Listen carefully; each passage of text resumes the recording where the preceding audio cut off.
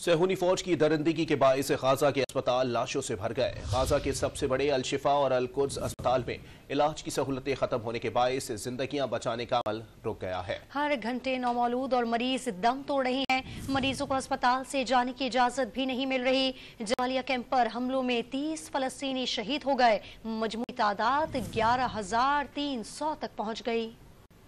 गजा में अस्पतालों की सूरत हाल आए रोज बद से बदतर होने लगी। मक्तल बने गजा के अस्पतालों से अब तक सिर्फ मौत की खबरें मिल रही हैं। शुमाली गजा के तमाम अस्पतालों पर गासिब इजरायली फौज का कब्जा हो चुका है। अस्पतालों में इलाज की सहूलतें खत्म होने के बाद जिंदगियां बचाने का अमल रुक गया। हर घंटे नौमौलूद और मरीज इंतकाल कर रहे हैं। अस्पताल कब्रिस्तान बन चुके हैं जहाँ मैयतों के ढेर लगे हैं, लेकिन उनको दफनाने वाला कोई नहीं। मरीजों को अस्पताल से जाने की इजाजत भी नहीं मिल रही। सफाक इजरायली फौज ने जबालिया कैंप में एक बार फिर बारूद की बरसात कर दी। जिला नादी खदामत में 12 घरों को निशाना बनाया। हमले में 30 से ज्यादा फलस्तीनी शहीद हुए। इजरायली दहशतगर्दी के खिलाफ 5 नवंबर के बाद से अब तक 2 लाख फलस्तीनी शुमाली गजा से जनूब की जानिब मुंतकिल हो चुके हैं।